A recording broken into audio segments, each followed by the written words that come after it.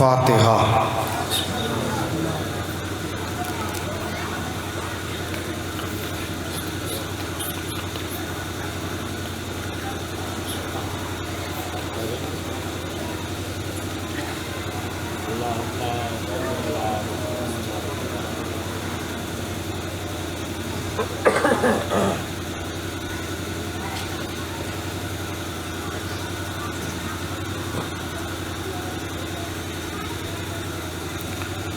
لا حول ولا قوة الا باللہ العلی العظیم۔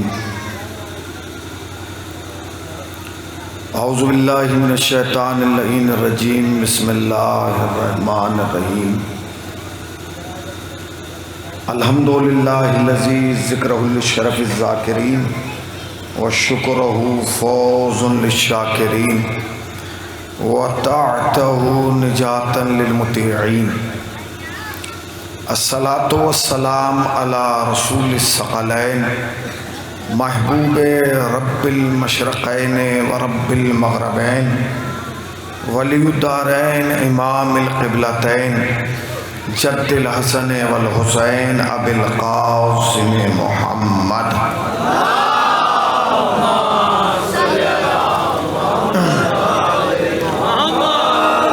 اما بعد فقد قال اللہ حق سبحانہ تبارک و تعالی وقولہ الحق۔ بسم اللہ الرحمن الرحیم۔ فاسألوا اہل الذکر ان کنتم لا تعلمون۔ صلوات پڑھ دیں اور محمد وعلیہ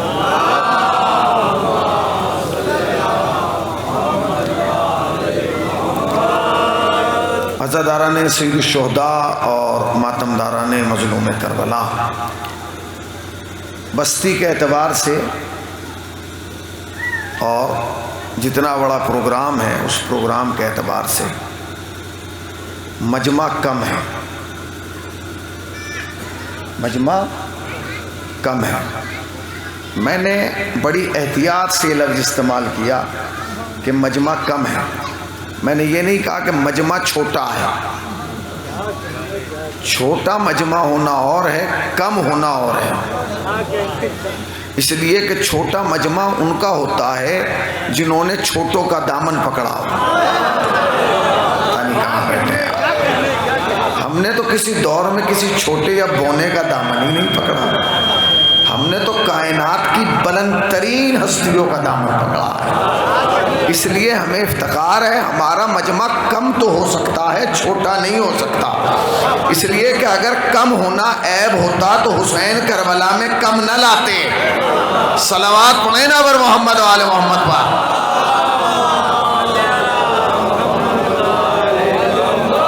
ایک اور صلوات پڑھ دیں پر محمد وآل محمد۔ بھائی کیا کرنا چاہتے ہیں؟ بھائی ہو گیا، بس بیٹھ جائیے، بیٹھ جائیے، آپ میری طرح متوجہ رہیے۔ اور بہرحال اگر آپ تک بات پہنچے گی تو انشاءاللہ مجھے یقین ہے کہ مجھے احساس ہوگا کہ ہر حسینی تک حسینی کی بات پہنچ گئی ہے۔ مجلس سید الشہداء یہ ایک ایسا نظام ہے جو جناب زینب سلام اللہ علیہا نے ہمارے حوالے کیا ہے۔ مجلس کا مطلب ہے وہ جگہ جہاں مجمع جمع کر لیا جائے اسے مجلس کہا جاتا ہے۔ توجہ سنیے گا، جہاں مجمع جمع کر لیا جائے اسے مجلس کہا جاتا ہے۔ جہاں لوگ اکٹھا ہو جائیں اسے عربی زبان میں مجلس یعنی مجمع سے، جیسے جمعہ جمع سے، ویسے مجلس یعنی جہاں جمع کر دیا جائے اسے مجلس کہا جاتا ہے۔ جہاں لوگ جمع ہو جائیں، جہاں رشتہ دار جمع ہو جائیں، جہاں احباب جمع ہو جائیں، جہاں ایک جیسی فکر کے لوگ جمع ہو جائیں اسے مجلس کہا جاتا ہے۔ مگر یہ ترجمہ کربلا سے پہلے تھا کہ جہاں مجمع جمع ہو اسے مجلس کہا جاتا ہے۔ کربلا کے بعد زینب نے ترجمہ بدل دیا، میں لفظ کہہ رہا ہوں، کربلا کے بعد زینب نے ترجمہ بدل دیا۔ کربلا کے بعد جہاں مجمع جمع ہو اسے مجلس نہیں کہا جاتا، جہاں حق و باطل کے درمیان امتیاز پیدا کر دیا جائے اسے مجلس کہا جاتا ہے۔ جہاں یہ بتایا جائے کہ حق کیا ہے اور باطل کیا ہے اسے مجلس کہا جاتا ہے. جہاں یہ بتایا جائے کہ رونگ کیا ہے رائٹ کیا ہے اسے مجلس کہا جاتا ہے. جہاں یہ بتایا جائے قاتل کون ہے مقتول کون ہے یہ مجلس ہے. جہاں یہ بتایا جائے کہ گھر لوٹنے والے کون ہیں لٹانے والے کون ہیں. ذرا چاہیے صلوات پڑھے نا پر محمد والے محمد پر.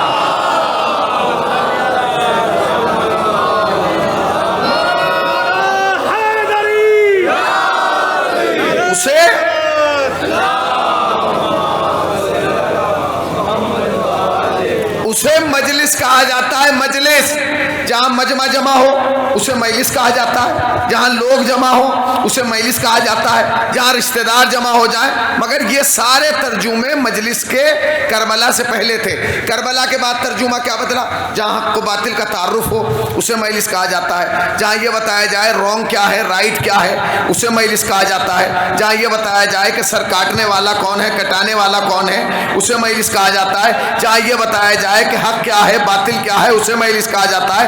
جہاں یہ بتایا جائے قاتل کون ہے اور مقتول کون ہے اسے مجلس کہا جاتا ہے. میں جریلی میں جملہ سرو کر رہا ہوں ہر حسینی تک پہنچ جانا چاہیے. جہاں یہ بتا دیا جائے کہ علیہ السلام کون ہے اور رضی اللہ کون ہے. صلوات پڑھنا پر محمد وآل محمد پر.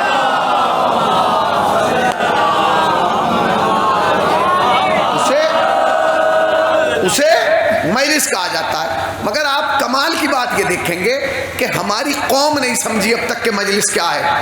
میں زحمت نہ ہو تھوڑا تھوڑا آگے آ جائیے تاکہ جگہ خلا پر ہو جائے. تھوڑا سا اگر زحمت نہ ہو ذرا سا بیٹے تم تھوڑا ادھر ہو جاؤ. ذرا سا آپ آگے آئیے ذرا سا تھوڑا سا آگے آئیے ذرا سا.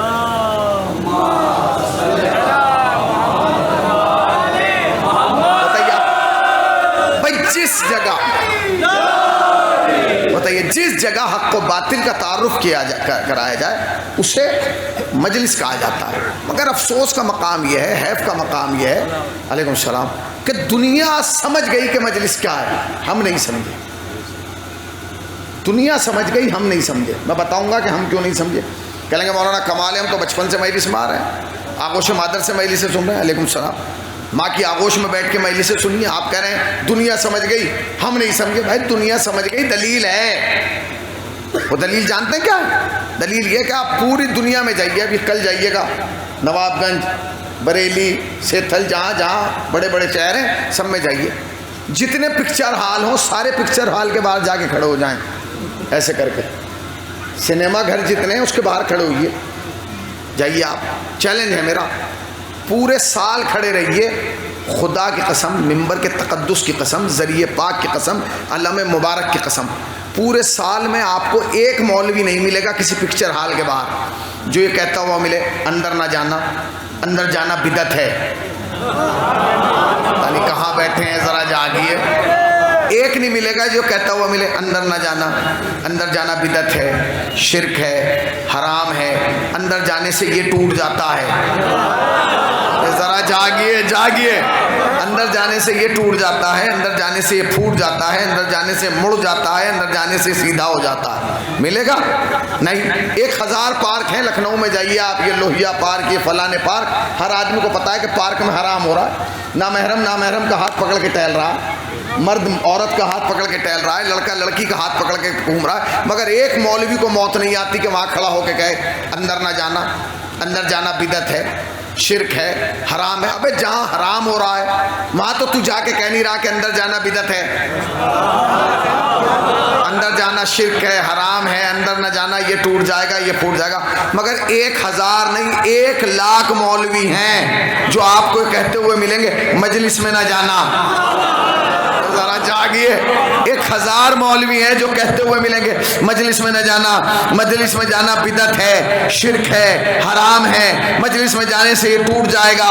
مجلس میں جانے سے یہ ہو جائے گا. بھیا کبھی تم نے سوچا کہ یہ وہاں جانے سے روکتے نہیں یہاں جانے سے کیوں روک رہے ہیں؟ میں نے بڑا سوچا کہ مجلس میں کیوں روکتے ہیں. یہ پکچر ہال میں کیوں نہیں روکتے. یہ سنیما گھر میں کیوں نہیں روکتے. پھر مجھے بعد میں پتا چلا یہ اس لیے نہیں روکتے چونکہ انہیں معلوم ہے کہ یہ جوان پکچر ہال میں 1000 بار جائے ہمارا بگڑتا کچھ نہیں. یہ 1000 بار جائے ہمارا بگڑتا کچھ نہیں. مجلس میں ایک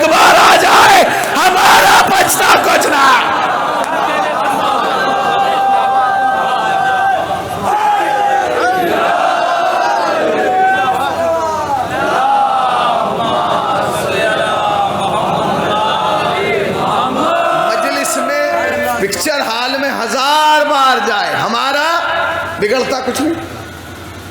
مجلس میں ایک بار چلا جائے ہمارا کیوں؟ اس لیے کہ پکچر ہال سے یہ جب بھی واپس آئے گا اپنے گھر آئے گا, گھوم پھر کے جب بھی آئے گا گھر آئے گا. مگر اگر یہ ایک بار بھی مجلس میں چلا گیا تو گھر نہیں آئے گا, یہ سیدھا جائے گا مولوی صاحب کے گھر, کنڈی کھٹکھٹائے گا, مولانا کو باہر نکالے گا اور نکال کے پھر گریبان پکڑ کے کہے گا مولوی صاحب یہ بتا جو تو سال بھر بتاتا رہا وہ کچھ اور ہے. ذرا جاگیے, جو سال بھر بتاتا رہا وہ کچھ اور ہے, جو آج سن کے آیا ہوں. جاگیے, جو سال بھر بتاتا رہا وہ کچھ اور ہے اور جو آج سن کے آیا ہوں. تو اس کا مطلب یہ ہے کہ مجلس سے مولوی صاحب کا نقصان ہے, اس لیے مجلس میں روک رہا. اچھا ہماری قوم کیوں نہیں سمجھی؟ ہماری قوم اس لیے نہیں سمجھی کیونکہ اگر سمجھ جاتی تو کبھی مجلس کی مخبری نہ کرتی. ذرا جاگیے, میں کیا کہہ رہا ہوں. اگر ہماری قوم سمجھ جاتی کہ مجلس کیا ہے تو کبھی مجلس کی مخبری نہیں کرتی. اب میں جملہ کہہ رہا ہوں, یاد رکھنا خالی حسین کا دشمن وہ نہیں ہے جس نے حسین کو قتل کیا ہے, جس نے حسین کو مارا ہے, جس نے حسین پہ خنجر چلایا ہے, جس نے حسین پہ تیر چلائے ہیں, جس نے حسین کے خلاف کتابیں لکھی ہیں, جس نے حسین کے خلاف زبانیں کھولی ہیں. خالی وہ دشمن نہیں جس نے مخبری کی ہے وہ بھی دشمن, جس نے پولیس بلائی ہے وہ بھی دشمن, جس نے فون کیا ہے وہ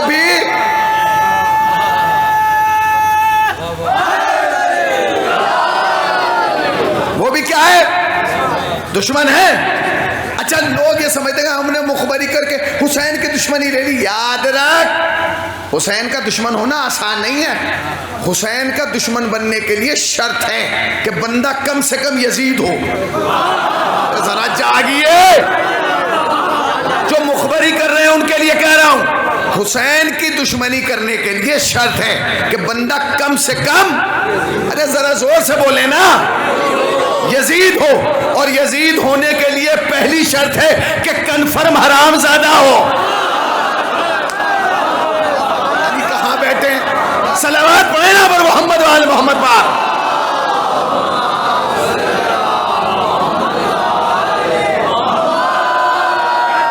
بتائیے اب جو میں اگلا جملہ کہہ رہا ہوں شاید اس پہ نعرہ آ جائے.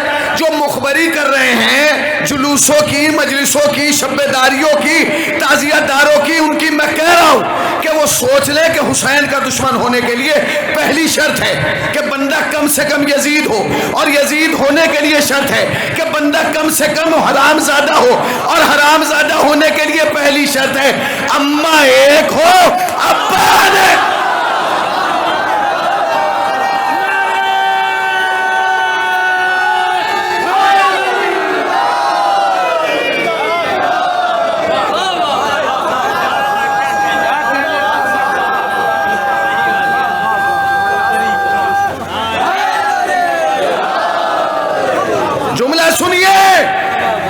یہ جا رہا ہے یوٹیوب پہ, اسے ریکارڈ کیجئے, کلپ بنائیے اور پوری دنیا میں نشر کیجئے جو میں جملہ کہہ رہا ہوں. اب یزید مر گیا, کچھ رشتہ دار باقی ہیں. کہاں بیٹھے ہیں, یزید مر گیا کچھ رشتہ دار, سب مل کے بولے نا, یزید مر گیا کچھ رشتہ دار. جو مخبری کر رہے ہیں وہی تو رشتہ دار ہیں, جو چغلیاں کر رہے ہیں وہی تو رشتہ دار ہیں. بھئی یزید نے سب سے بڑا ظلم کیا کیا, سب سے بڑا ظلم یہ کیا کہ اس نے امام حسین کے سر و تن میں جدائی کر دی. اس سے بڑا ظلم کیا کیا, اس سے بڑا ظلم اس نے یہ کیا کہ جناب زینب سلام اللہ علیہا کے سر سے چادر چھین لی. اس سے بڑا ظلم کیا کیا کہ شہزادی سلام اللہ علیہا کو بازاروں میں لایا گیا, درباروں میں لایا گیا. یہ سب کیا یزید نے, ارے زور سے بولیے کیا, یا میں اپنی جیب سے کہہ رہا ہوں. اگر کیا تو کہیے ہاں کیا, اور اگر نہیں کیا تو کہہ دیجئے مولانا صاحب آپ غلط کہہ رہے ہیں, نیچے اتر جائیے, اس لیے کہ میرے باپ کا ممبر تھوڑا ہی ہے, ممبر تو حسین کے نانا کا ہے. کیا کہا بھئی یزید نے پہلا کام کیا کیا, جو لوگ مخبری کر رہے ہیں وہ سن لیں اور اس جملے کو کاٹ کے پہنچا دیجئے گا. یزید نے جو سب سے بڑا ظلم کیا وہ یہ کیا کہ امام حسین کے سر و تن میں جدائی کر دی, پہلا کام. دوسرا کام کیا کیا, بی بی سلام اللہ علیہا کی چادریں چھین لی, دوسرا کام. تیسرا کام کیا کیا, بازار کوفہ و شام میں سرننگے پھرایا گیا, تیسرا کام. مگر یزید کے باپ میں دم نہیں تھا کہ جب زینب نے فرش عزا بچھائی اسے اٹھوا دیتا. یزید نے سب کچھ کیا مگر اس میں اتنی طاقت نہیں تھی کہ زینب کی بچھائی ہوئی فرش عزا کو اٹھا دے. جو کام یزید نے نہیں کیا وہ یہ مخبری والے کر رہے ہیں. صلوات پڑھیں نا پر محمد والے محمد پر.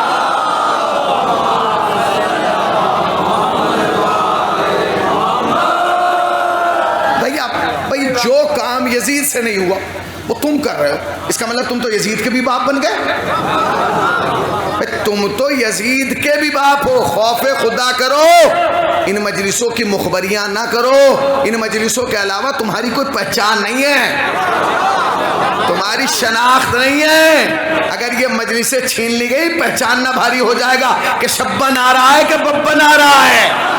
صلوات پڑھے پر محمد والے محمد پر.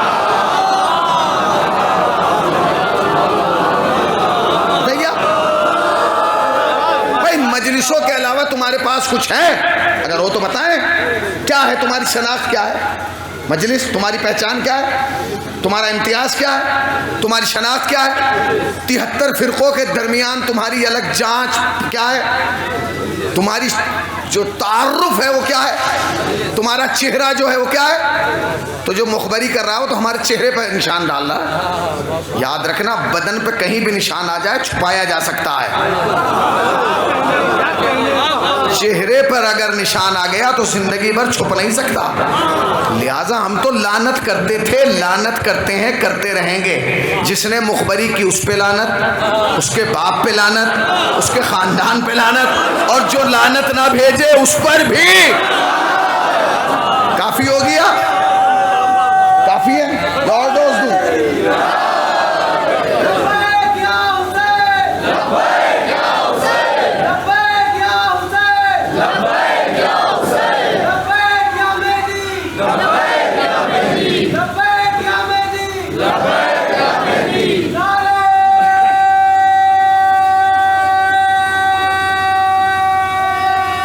بکھر کے نہیں مل کے. جب تک مجلس ہو نعرے پہ ہاتھ نیچے نہیں رہنا چاہیے. ہاں، ہاتھ جب بھی نعرہ لگے اوپر آ جانا چاہیے. جانتے کیوں؟ اس لیے کہ اڑنا ہے بلندی میں تو ہاتھوں کو نہ باندھو. یعنی کہاں بیٹھے ہیں؟ اڑنا ہے بلندی میں تو ہاتھوں کو نہ باندھو. ٹائر بھی پر کھول کے اڑتے ہیں ہوا میں. اگر ہاتھ بندھے رہ گئے نا نماز عشق حسین میں تو مسجد تک رہ جاؤ گے، کربلا تک نہیں جاؤ گے. صلوات پڑھے نا پر محمد والے محمد پر. ضروری ہے یہ ہاتھ اٹھا کے نعرے کا جواب دینا بہت ضروری ہے. جانتے کیوں ضروری ہے؟ سن لیجئے کیوں ضروری ہے. اس لیے ضروری ہے کیونکہ جب غدیر کے میدان میں ممبر ایک تھا، خطیب دو تھے. نے لفظ پہ غور نہیں کیا. ممبر ایک، خطیب دو. امت ایک، رہبر دو. جاتے ہوئے محمد نے آتے ہوئے علی کا تعارف کرایا اور علی کو ممبر پہ لے جا کے ہاتھوں میں اٹھا کے کہا من کنت مولا فہذا. نہیں، یہ تو سب کے یاد ہے نا، یہی تو پہچان ہے. من کنت مولا فہذا علی مولا. تو کیا ہوا؟ ابھی رک جائیے. غدیر کا سب سے بڑا معجزہ یہ ہے کہ غدیر کے دن، سنیے گا مولانا سرفراز صاحب، غدیر کے دن اللہ نے سب سے بڑا معجزہ یہ دکھایا کہ جتنے اندھے تھے وہ سارے دیکھنے لگے. جاگیے، جتنے اندھے تھے غدیر کے دن سب دیکھنے لگے. جتنے بہرے تھے سب سننے لگے. جتنے پاگل تھے وہ سب صحیح ہو گئے. اے میرے اللہ، یہ کیا قانون کر رہا ہے؟ شرط رکھ کہ وہ اندھا صحیح ہوگا جو علی کو مانے گا، وہ گنگا صحیح ہوگا جو علی کو مانے گا، وہ بہرا صحیح ہوگا جو علی کو مانے گا. آپ نے کیا قانون بنا دیا؟ علی کو مانے تو بھی صحیح، علی کو نہ مانے. یہ کیا قانون ہے؟ ہونا تو یہ چاہیے تھا کہ جو علی کو مانے وہ صحیح ہوگا، جو علی کو نہیں مانے اس گنگا ہی رہے گا، وہ بہرا ہی رہے گا، تاکہ پہچان رہے بھائی یہ گنگا اس لیے ہے کیونکہ اس نے علی کو نہیں مانا. اللہ نے کہا تو سمجھا ہی نہیں. یہ ہے میدان غدیر. اس کے بعد آنا ہے میدان حشر. یہاں دکھا رہا ہوں، وہاں پوچھوں گا. اور میں ان کا گریبان پکڑ کے میدان محشر میں پوچھوں گا تم نے علی کو کیوں نہیں مانا؟ تو اگر ان میں سے ایک نے بھی کہہ دیا یا اللہ میں کیسے مانتا، میں اندھا تھا میں نے دیکھا ہی نہیں، میں بہرا تھا میں نے سنا ہی نہ، صلوات بر محمد وآل محمد۔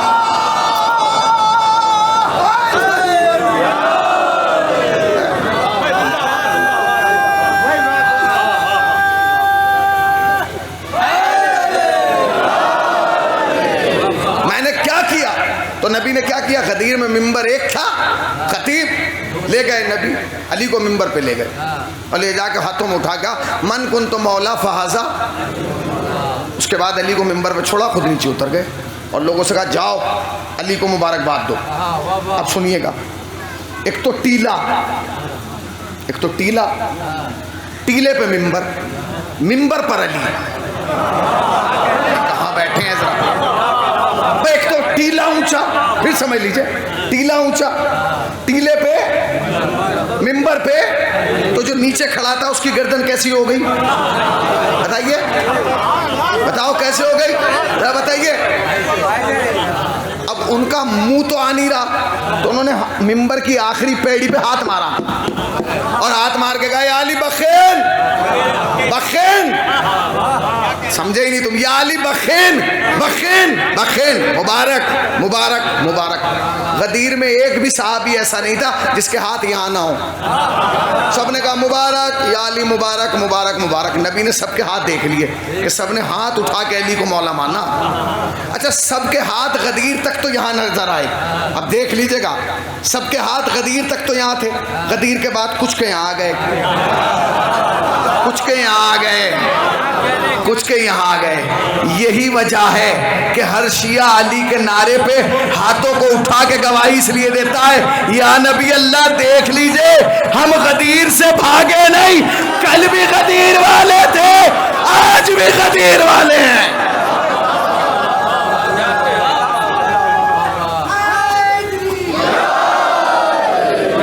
کیا کہا نبی نے؟ کیا کہا؟ مولا بنایا۔ اچھا 3 دن کے لوگ تھکے ہوئے تھے، حج کر کے آئے تھے، لٹے پٹے، نبی نے کہا سنو خیمہ لگاؤ، لوگوں نے خیمہ لگا دیا۔ جب خیمہ لگ گیا کہا علی کو خیمے میں بٹھاؤ۔ حضور اب کیا ہوگا؟ علی خیمے میں بیٹھ گئے، کہنے لگے اب بیعت کا سلسلہ شروع ہوگا، سب آئیں اور علی کی بیعت کریں۔ یا رسول اللہ سب سے پہلے بیعت کون کرے گا؟ کہنے لگے میرے گھر کی عورتیں۔ اب نبی کے گھر کی عورتیں تو آپ سمجھ گئے نا، نبی کے گھر میں ہیں، ضروری نہیں ہے کہ نبی کے گھر کی ہر عورت اچھی ہو۔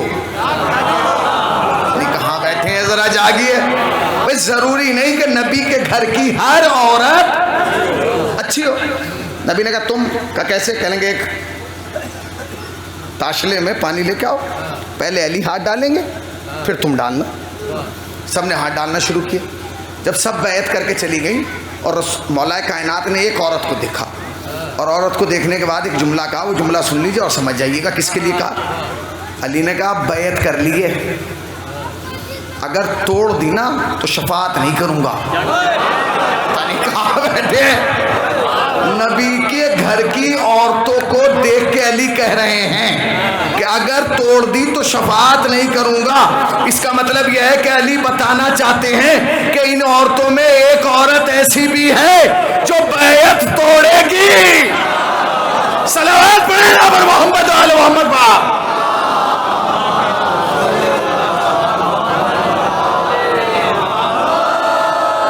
بیعت توڑے گی۔ اب ہو گئی بیعت، اب اس کے بعد کا اب مرد کریں گے تو کہنے گے سب سے پہلے بیعت کون کرے گا؟ رسول اللہ نے کہا سب سے پہلے کہیں گے حضرت عمر، دوسرے نمبر پہ کہیں گے حضرت ابو بکر۔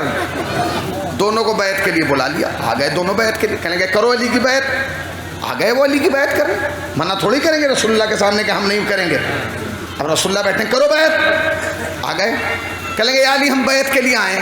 دنیا میں آج تک جو بیعت ہوئی ہے وہ ایسے ہوئی، سامنے والے نے ایسے ہاتھ کیا، آپ نے ہاتھ ایسے رکھا، بیعت ہو گئی۔ یہ علی کے پاس آئے بیعت کرنے، کہیں گے علی ہم بیعت کرنے آئے۔ علی نے کہا لو، آپ سمجھے ہی نہیں، اگر سمجھ جاتے تو بات بہت دور پہنچ جاتی۔ بھائی دنیا میں بیعت لی جاتی ہے کیسے؟ ایسے. علی نے کیا کہا؟ ایسے. نظام بیعت ہی الٹ دیا. اب جملہ کہوں گا اور آپ تک پہنچ جائے گا. اب انہوں نے کہا یہ کیا طریقہ ہے بھائی؟ دنیا میں بیعت ہوتی ہے ایسے, آپ لے رہے ہیں ایسے. واپس آئے, یا رسول اللہ, علی نے تو نظام بیعت کو بدل دیا. کیا دنیا لیتی ہے ایسے بیعت, علی ایسے لے رہے ہیں. تو نبی نے کہا میں کیا کروں؟ کہا آپ بتائیے. نبی نے کہا میں کیوں بتاؤں, مولا تو علی کو بنا دیا نا. اچھا آگئے, صلوات پڑھے نا پر محمد والے محمد پر.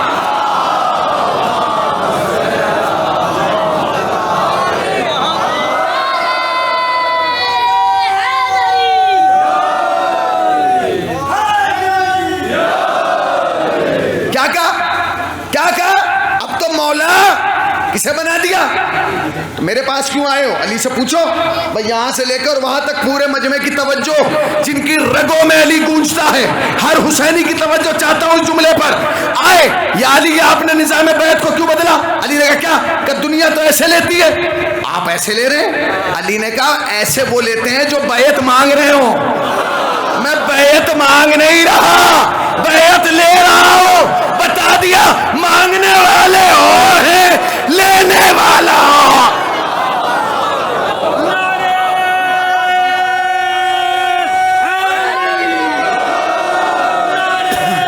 بکھر کے نہیں مل کے.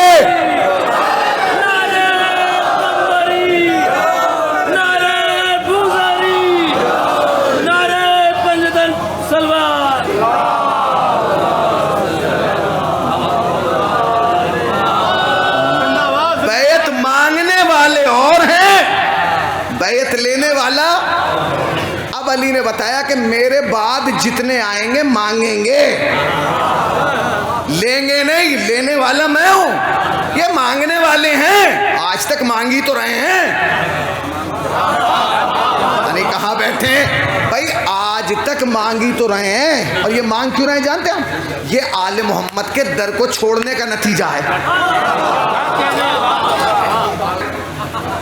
رسول اللہ کے پاس آ گئے. رسول اللہ بیٹھے تھے. یا رسول اللہ ہم شکایت لے کے آئیں. رسول اللہ نے کہا بتاؤ کیا شکایت؟ کہنے لگے جو بلال ہے نا, یہ جو اذان دیتا ہے غلط دیتا ہے. نبی نے کہا کیوں؟ کہ یہ شین کو سین کہتا ہے, اشہدو نہیں کہتا. تو نبی نے کہا پھر کیا کریں؟ کہ جی نہیں, یہ شین نہیں کہہ پاتا. اس کا مطلب پرانا جھگڑا ہے شین اور سین کا. ذرا توجہ ہے, شین اور سین کا جھگڑا بڑا پرانا ہے. اچھا اگر یہ تین نہ ہوں اوپر کے تو شین اور سین کا فرق ہی نمٹ جاتا ہے. نمٹ جاتا ہے کہ نہیں؟ تو کیا کہا جی یہ شین اور سین کا جھگڑا ہے. تو نبی نے کہا کیا مطلب؟ کہ جی اذان غلط دے رہا ہے. نبی نے کہا صحیح تو دے لے. کیا دے صحیح اذان؟ خوش, صبح کو ہم دیں گے اذان, صبح کو ہم دیں گے. بلال روتے ہوئے آ گئے. یا نبی اللہ. کہنے لگے ہاں بتاؤ بلال.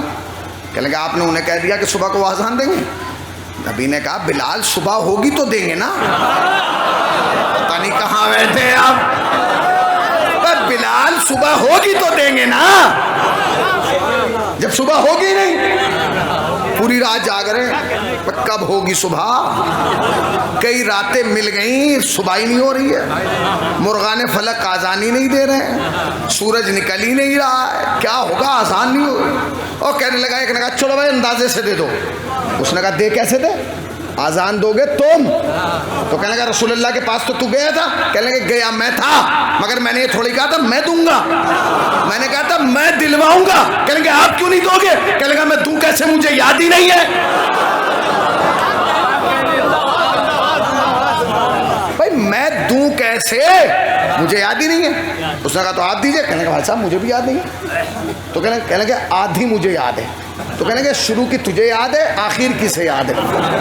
اس کا مطلب سمجھے آپ, ہنسنے کے لیے نہیں جو میں جملہ کہہ رہا ہوں. اس نے کہا بیچ کی مجھے یاد ہے. تو پہلے والے کو بلایا گیا, پھر بیچ والے کو بلایا گیا, پھر آخر والے کو بلایا گیا. تینوں ملے تو آذان مکمل ہوئی. نہیں غور کیا آپ نے, نہیں غور کیا. در اہل بیت سے چند لمحے کے لیے ہٹے تو آذان پہ بھی چندہ کرنا پڑ گیا, آذان بھی چندے کی دینا پڑ گئی. یہ بغض اہل بیت کا نتیجہ ہے کہ مسجد کا چندہ, मौलवी का चंदा, हद हो गई, शजरों का चंदा, हसब का चंदा, नसब का चंदा।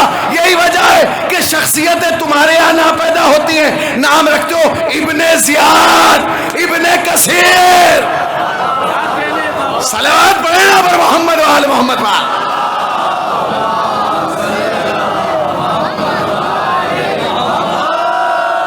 का सुबह होगी तो आए या रसूलल्लाह का सुनो, मांगने वाले और है, लेने वाला और है। या रसूलल्लाह ठीक है, मजमा बहुत है, 1.25 लाख का मजमा है, एक दिन में थोड़ा ही हो जाएगा। 1.25 लाख आदमी आके बैयत करें, मैं मिंबर पे बैठ जाऊं और हर आदमी आके मेरे हाथ पे हाथ रखे, कम से कम 1 घंटा चाहिए वहाँ 1.25 लाख का मजमा कैसे होगा? नबी ने कहा 3 दिन रुकेंगे। साहबा ने पेट पकड़ लिया, 3 दिन रुकेंगे तो खाएंगे क्या? हमारे पास तो कुछ पैसे भी नहीं है, यहाँ दूर दूर तक होटल भी नहीं है। नबी ने कहा परेशान ना हो, ये जो मेरी ऊँटनी है इसे नहर कर लो। तो कहने लगे या रसूलल्लाह 1.25 लाख का मजमा है, एक बोटी भी हिस्से में नहीं आएगी। नबी ने कहा ऊँटनी मेरी है, परेशान ना हो, मैं जानता हूँ कि तुम्हारा पेट कैसे भरना है। क्या मतलब कि तुझे जुलशीरा याद नहीं, मजमा इतना ज्यादा था, अबू तालिब ने एक देख से सबको खिला दिया। सलावत पढ़े पर मोहम्मद व आले मोहम्मद पर।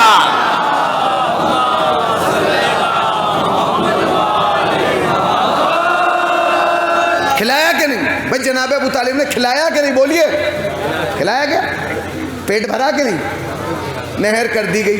3 दिन तक खाया, कभी लेट के खाया, कभी बैठ के खाया, कभी उठ के खाया, हर एतबार से खाया, गोश्त खत्म नहीं हुआ, क्योंकि नबी का हाथ लग गया था। नबी ने कहा खाओ, खाते रहे, हो गए। अली की विलायत का ऐलान हो गया, लोग चले गए। अब जो बाद में मसला हुआ वो सुन लीजिए। एक साहब आए, कहने लगे या रसूलल्लाह। नबी ने कहा बताओ। कहने लगे जो ऐलान आपने किया, ये जो आपने ऐलान किया है, ये अपनी मर्जी से किया है या अल्लाह की तरफ से हुआ? तो कहने लगे भाई अल्लाह की तरफ से हुआ है। तो इन्हें क्या कहना चाहिए था? इन्हें कहना चाहिए था कि अगर आपकी तरफ से हुआ है और आपने अपनी मर्जी से किया तो मुझ पर पत्थर आए। ये इतने बड़े अहमक थे, इन्होंने उल्टी दुआ कर दी, इन्होंने दुआ ही उल्टी कर ली। कहने लगे या रसूल अल्लाह, अगर ये ऐलान वाक़ईन अल्लाह की तरफ से है, पत्थर आए। पत्थर आया कि नहीं? मगर कमाल यह है कि इसने पत्थर की दुआ मांग के, मौत की दुआ मांग के डरा नहीं, घबराया नहीं, खौफजदा नहीं हुआ। जबकि अरब तो बहुत मौत से घबराते हैं, डरते हैं। ये न्यू डरा, इसने कहा आए पत्थर मारे मुझे। तो इसके अंदर इतना जिगरा कैसे आया भाई? इसके अंदर इतना बेखौफ, ये निडर ऐसा कैसे हो गया? ये डरा क्यों नहीं? ये इसलिए नहीं डरा क्योंकि इसके सामने माजी का एक वाकया था। वो वाकया क्या था? वो जब नबी ने नबूवत का ऐलान किया तो अबू जहल आया और उसने आने के बाद कहा ए मोहम्मद, अगर तुम वाक़ईन अल्लाह के नबी हो तो आसमान से मेरे लिए अजाब आए और मुझे ख़त्म कर दे। नबी ने दुआ की परवरदिगार इसके लिए अजाब भेज दे। अजाब नहीं आया, अजाब नहीं आया। नबी इंतज़ार करते रहे। अबू जहल खुश कि भाई अजाब नहीं आया। अजाब तो नहीं आया। आज जिब्राइल आयत लेके आए, ए मोहम्मद, ए जाने कायनात, ए रूह कायनात, ए अक्ल अव्वल, ए हुस्न अव्वल, ए करम अव्वल, ए इश्क़ अव्वल, ए जमाल अव्वल, ए गिनती के पहला अदद, ए ताहा, ए यासीन, ए मुज़म्मिल, ए मुदस्सिर, ए मुबश्शिर, ए सादिक, ए अमीन, ए बशीर, ए नज़ीर, ए सिराजुम मुनीर, ए जाने कायनात, ए अहमद मुस्तफ़ा, ए मोहम्मद मुस्तफ़ा। मैं अज़ाब नहीं भेजूंगा, मैं इन पे अज़ाब भेजूंगा ही नहीं, मैं नहीं भेजूंगा इन पे अज़ाब। नबी ने कहा क्यों नहीं भेजेगा? कहा इसलिए क्योंकि इनके दरमियान तू है। आपने समझा ही नहीं मैंने क्या कहा। जब अबू जहल ने कहा ए मोहम्मद, अगर ये ऐलान तुमने किया है खुदा की जानिब से और तुम्हें अल्लाह ने नबी बनाया, अभी दुआ करो मेरे ऊपर पत्थर आए, मुझे ख़त्म कर दे। नबी ने दुआ की परवरदिगार पत्थर भेज दे। पत्थर नहीं आया, जिब्राइल आया। उसने कहा भाई अल्लाह ने मना कर दिया, अल्लाह नहीं भेजेगा पत्थर। क्यों? इसलिए कि अगर इन पे अज़ाब भेज दिया, इनके दरमियान तो तू है। इस बात को लोगों ने पल्ले गिरा बांध लिया। کہ جہاں محمد ہوگا وہاں عذاب نہیں آئے گا. یعنی کہاں بیٹھے ہیں آپ؟ یہ بات لوگوں نے پلے گرا باندھ لی. جہاں محمد ہوگا وہاں عذاب نہیں آئے گا, جہاں محمد ہوگا. اب میں کیا کروں جریلی والوں, کیسے تمہیں سمجھاؤں؟ جہاں محمد ہوگا, جہاں محمد ہوگا, جہاں محمد ہوگا. کہاں بیٹھے آپ؟ جہاں محمد ہوگا, جہاں محمد ہوگا وہاں عذاب نہیں آئے گا.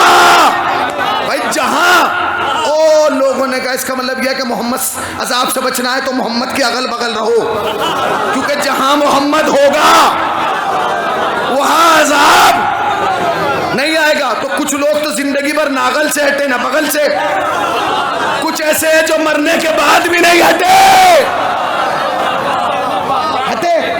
نہ ادھر سے نہ ادھر سے, کیونکہ وہ سمجھ گئے تھے جہاں محمد ہوگا وہاں عذاب نہیں آئے گا, جہاں محمد ہوگا.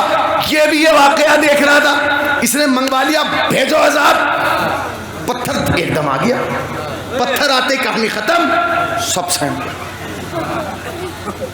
یہ کیا ہو گیا؟ اس دن تو جبرائیل کہہ کے گیا تھا کہ جہاں محمد ہوگا وہاں عذاب نہیں آئے گا. آج محمد بھی یہی ہے, پتھر بھی یہی آ گیا. بھائی یہ کیسے نظام بدلا؟ آواز قدرت آئی, اوے کان کھول کے سن لو, وہاں محمد کا معاملہ تھا, یہاں علی کا معاملہ ہے. بھائی پہنچے, وہاں محمد کا معاملہ تھا, یہاں علی کا معاملہ ہے. کان کھول کے سن لو, نبوت کا دشمن بخشا جا سکتا ہے, علی کا دشمن بخشا رہا ہے.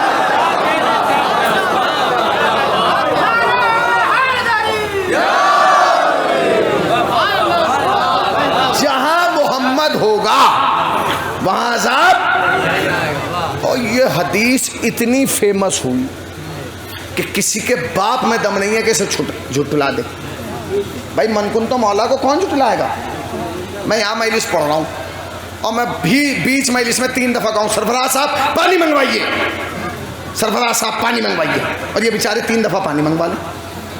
اور ایک آدمی بعد میں کہنے لگے بھائی مولانا نے 2 گھنٹے مجلس پڑھی, گھبرائیے نہیں, پڑھوں گا نہیں, آپ نے کیوں سانس روک لیا؟ ایک آدمی کہے بعد میں مجلس کے کہ 2 گھنٹے مولانا حسینی نے مجلس پڑھی, پانی نہیں پیا. سارا مجمع کھڑا ہو کے کہے کہ اندھا ہے تو, 3 دفعہ ہمارے سامنے منگایا.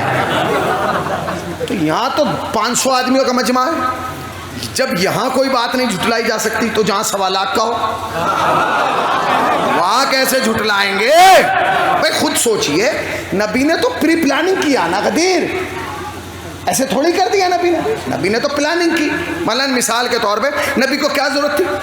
اپنے اونٹوں کی کجاوے کیوں اتروا رہے ہیں؟ کجاوے بغیر کجاووں کے دے دے, جانتے ہیں اس لیے کہ اس دور میں کجاوا ہر گھر میں تھا, اونٹ ہو نہ ہو کجاوا تھا.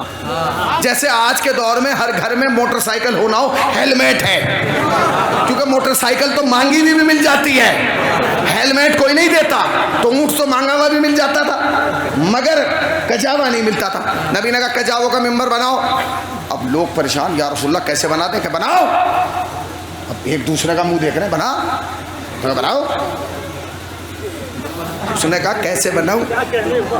ہتھوڑی تھوڑی لایا ہوں, کیل تھوڑی لایا ہوں. اچھا نبی کے پاس اس وقت فل آپشن تھا اپنی نبوت پھیلانے کا. کیسے؟ آپ کہتے ہیں اے جبرائیل, جیسے سلیمان کے لیے تخت بلقیس اٹھ کے آیا تھا ویسے میرے لیے مدینے سے ممبر لاؤ. مگر نبی نے منگوایا نہیں. نبی نے ایک ہی وقت میں سارے صحابہ کے دماغ کو چیک کر لیا. بناؤ. کیا بنائے؟ کیل تھوڑی ہے, ہتھوڑا تھوڑی ہے, بڑی تھوڑی ہے. تو نبی نے کہا سنو, کجاوا اتارو, ایسے ایسے رکھو اور بناؤ. سب نے بنا دیا. نبی مسکرانے لگے. یا نبی اللہ آپ کیوں مسکرا رہے ہیں؟ کہنے لگے ان کی اوقات سمجھ میں آ گئی. جب یہ میری زندگی میں میری رائے کے بغیر ممبر نہیں بنا پائے, میرے بعد وارث ہے ممبر کیسے بنائے گا؟ صلوات پڑھیں نا پر محمد و آل محمد پر.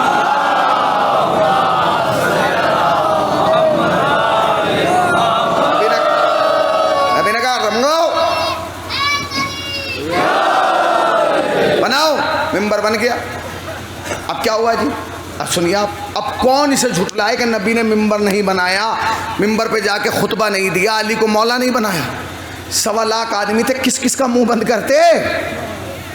5 آدمی کہیں گے کہ نہیں، چھٹا کہے گا تیرا دماغ خراب ہو گیا، میں وہیں نہیں تھا.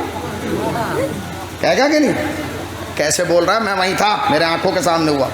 یہی وجہ ہے کہ آج تک کسی مولوی میں دم نہیں ہوا کہ یہ کہہ دے کہ من کن تو مولا والی حدیث نہیں ہے. تاریخ جمیل بھی کہہ رہے ہیں، فلاں بھی کہہ رہے ہیں، جن کے حلق سے علی نہیں اترتا وہ بھی کہتے ہیں. مگر انہوں نے کیا کام کیا؟ انہوں نے کہا جی ٹھیک ہے، حدیث ٹھیک ہے، معنی الگ ہے. معنی کیا الگ ہے؟ معنی یہ الگ ہے کہ نبی نے فرمایا من کن تو مولا فہذا علی مولا.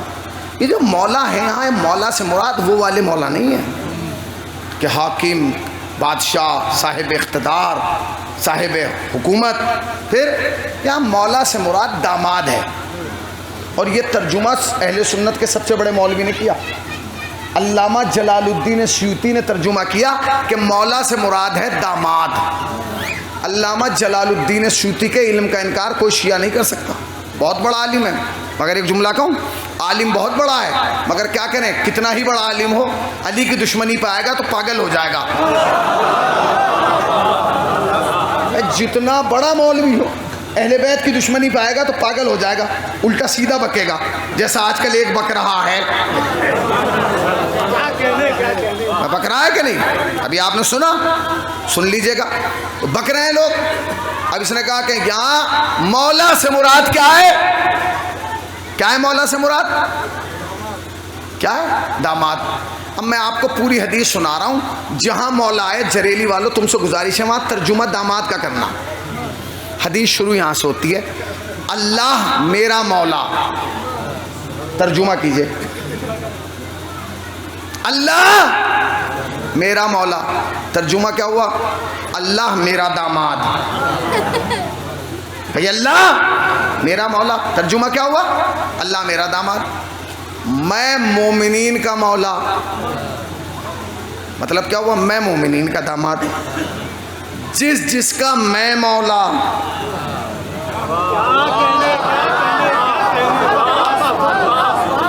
اس کا یہ علی مولا. اب سمجھے آپ ترجمہ کیا ہوا؟ اللہ میرا داماد، میں مومنین کا داماد، جس کا میں داماد اس کا یہ. تو ایک جملہ کہوں، داماد کی تو لوگ بڑی شرم کرتے ہیں،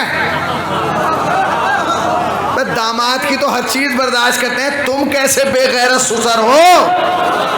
صلوات پڑھیں نا پر محمد والے محمد پر.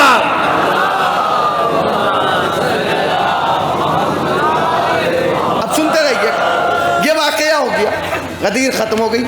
غدیر کے پورے 70ویں دن، غدیر کے پورے 70ویں دن نبی نے اس دنیا سے پردہ کر لیا. سنتے رہیے گا، غدیر کے کتنے دن بعد؟ پورے 70. آپ کہیں گے مولانا 70 کیسے؟ میں آپ کو بتاؤں. غدیر ہوئی ہے 18 ذی الحج سن 10 ہجری کو. 18، اگر 18 مہینے میں کتنے دن ہوتے ہیں؟ 30 میں سے 18 نکال دو تو کتنے بچے؟ بولیے 12 دن تو ذی الحج کے. ذی الحج کے بعد مہینہ کون سا آتا ہے؟ محرم. سال بدل گیا، 11 ہجری آ گئی. 30 دن محرم کے، 12 اور 30 کتنے ہو گئے؟ 42 دن یہ، اور 28 دن سفر کے کتنے ہو گئے؟ 70. یعنی غدیر کے پورے 70ویں دن نبی نے اس دنیا سے پردہ کیا.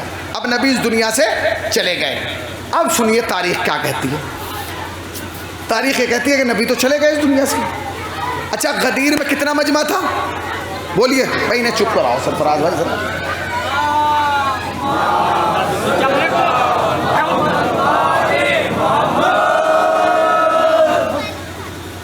بالکل چپ کرائیے نا.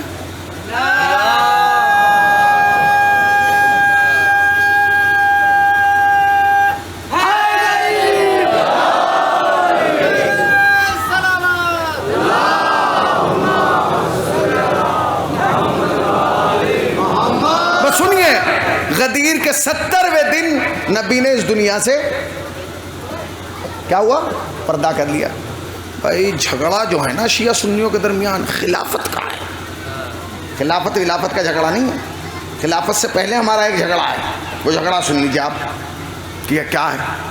وہ جھگڑا یہ ہے کہ نبی نے غدیر میں اعلان کیا. غدیر کے 70ویں دن نبی نے اس دنیا سے پردہ کیا. غدیر میں کتنا مجمع تھا؟ زور سے بولیے, نہیں سب مل کے بولیں. 1.25 لاکھ. 70 دن کے بعد نبی چلے گئے تو جنازے پہ کتنا ہونا چاہیے تھا؟ کم سے کم 2.5 لاکھ ہونا چاہیے تھا. کنفرم ہے؟ اچھا کم سے کم کتنا ہوتا؟ 1,50,000. کچھ نہ ہوتے 25 تو ہوتے ہی بھائی, 25 تو ہوتے ہی, کم سے کم 25,000 ہوتے. رسول اللہ کا انتقال ہوا ہے. جنازے میں کتنے آدمی تھے؟ کتنے؟ کنفرم ہے؟ کہاں چلے گئے تھے سارے صحابی؟ سوال تو یہ پیدا ہوتا ہے کہ جب 1.25 لاکھ غدیر میں تھے تو نبی کے جنازے پہ ساتھ کیوں تھے؟ زمین کھا گئی, آسمان نکل گیا, کہاں چلے گئے؟ اب سنیے, اب آپ کو سب کو بری لگے گی, پھر میں کہوں گا نبی کا انتقال ہو گیا, نبی کا جنازہ علی نے رکھ دیا, پردہ لگا دیا, خود پردے کے ادھر بیٹھ گئے. جہاں نبی کا جنازہ ہے علی پردے کے ادھر بیٹھ گئے, پردہ لگا کے وہ جو 6 صحابی تھے سلمان, ابوذر, مقداد, قنبر, وہ ادھر بیٹھ گئے. بیٹھے ہوئے ہیں سارے مسلمان غائب, نبی علی جنازہ لیے بیٹھے ہوں. اتنی دیر میں جناب عباس ابن عبد المطلب آئے, جو رسول اللہ کے بھی چچا ہیں اور حضرت علی کے بھی چچا ہیں. آئے اور آنے کے بعد کہنے لگے یا علی آپ یہاں بیٹھے ہیں؟ تو علی نے کہا مجھے کہاں ہونا چاہیے؟ کہا آپ تو یہاں بیٹھے ہیں, لوگ وہاں خلیفہ بنا رہے ہیں, آپ یہاں بیٹھے ہیں لوگ. اب وہ جملہ کہہ رہا ہوں جس پہ شیعت کو افتخار ہونا چاہیے, ہمیں شکر ادا کرنا چاہیے کہ اللہ نے ہمیں علی جیسا امام دیا ہے. کہہ لیں گے علی تم تو یہاں بیٹھو, کہا پھر, کہا وہ وہاں بنا رہے خلیفہ. تو کہا میں کیا کروں؟ کہا تم بھی چلو, ہم دیکھتے ہیں تمہارے سامنے کون خلیفہ کسے بناتا ہے, چلو. تو علی کو چاہیے تھا اٹھ کے چلے جاتے. علی نے ایک جملہ کیا اور ساری شیعت کا سر اونچا کر دیا. علی نے کہا چچا کیا آپ یہ چاہتے ہیں کہ میں خلافت کے لیے محمد کو چھوڑ دوں؟ آج جاگیے.